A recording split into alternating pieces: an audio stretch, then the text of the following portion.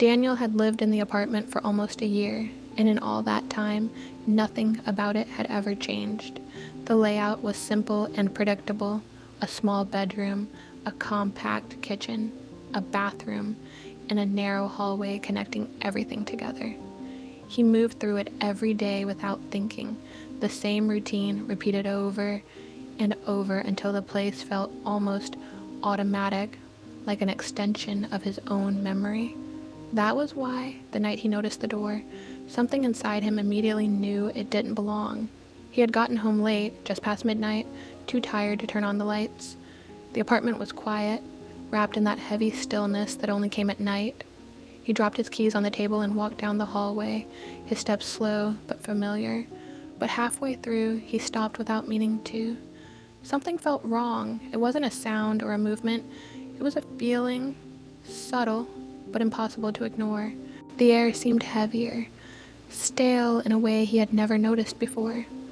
There was a faint smell too, something like dust trapped in a place that hadn't been opened in years.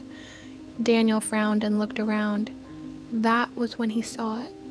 A door. It stood on the left side of the hallway, plain and still, as though it had always been there.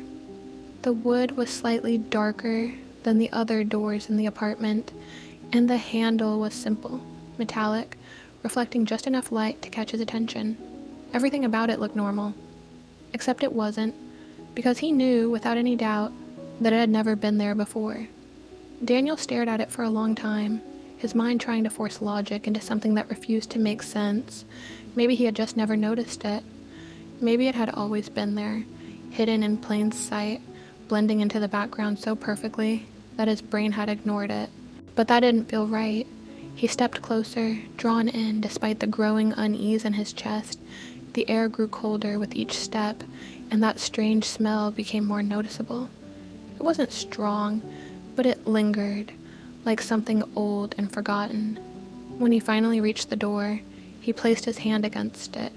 It was cold, not the kind of cold you'd expect from wood at night, but something deeper, unnatural, as if the door didn't belong to the same space as everything else around it. Daniel hesitated before reaching for the handle. When he tried to turn it, it didn't move. Locked.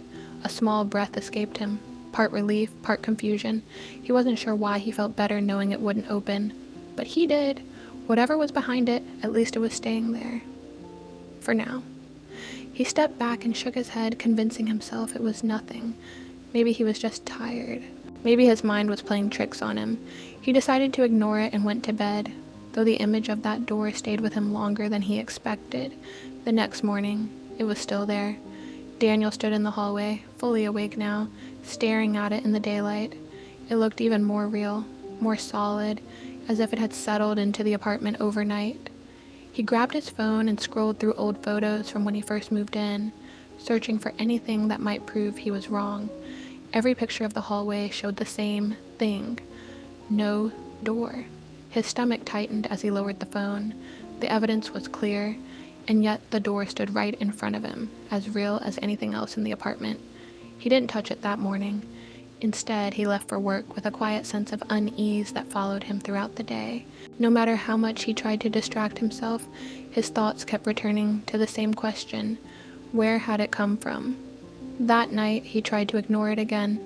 He stayed in his room, kept the lights on, and avoided the hallway as much as possible. But sometime after 2 a.m., a sound broke the silence, a soft creak. Daniel sat up in bed, his heart already beginning to race. He listened carefully, holding his breath as the sound came again, slow, deliberate, unmistakable. It was coming from the hallway, more specifically, from the door. He got out of bed and walked toward his bedroom door, every step careful and quiet. When he opened it slightly and looked out, his chest tightened. The door was open, just a little, a thin line of darkness visible in the gap. Daniel knew without question that it had been closed before, locked. He stepped into the hallway, the air colder now, heavier than before. The smell was stronger too, thick and stale, like something that had been sealed away for a long time. When he reached the door, he paused, his hand hovering near it. Every instinct told him to turn back, to close himself in his room, and forget about it. But curiosity pushed him forward. Slowly, he pushed the door open. The room inside didn't make sense. At first glance, it looked empty, just a small square space with bare walls, but something about it felt wrong. The proportions didn't match, the angles seemed off, like the room was shifting in ways his eyes couldn't fully understand. Daniel stepped inside. The temperature dropped instantly, and the air felt thick, almost difficult to breathe. He turned slowly, trying to make sense of what he was seeing, but the more he looked, the less it made sense. The walls weren't still. They weren't moving in any obvious way, but they didn't feel stable either. It was like looking at something through distorted glass, where nothing stayed perfectly straight. A voice broke the silence. Daniel. He froze. The sound was soft, distant, but clear enough to recognize. It was his voice. He turned towards the darkness ahead, his body tense as he tried to locate where it had come from. The space in front of him seemed to stretch as he looked, the small room extending into something much deeper, like a corridor that hadn't been there a moment ago. Daniel. The voice came again, closer this time. And then he saw it. A figure stood in the distance, perfectly still. Its shape was familiar in a way that made his chest tighten. Same height, same build, same posture. It was him. The figure tilted its head slightly, as if studying him, and then, slowly, it smiled. A cold wave of panic hit Daniel as he stepped back, his breath quick and uneven. He turned toward the doorway, ready to leave, but his movement stopped instantly. The door was gone. There was no exit, only walls, endless, shifting, closing in around him. Daniel, the voice said again, but this time it didn't come from the figure. It came from right behind him. And in that moment, Daniel understood something he wished he hadn't. The room had never appeared in his apartment. It had been waiting for him to step inside. Its mythic Murmurs.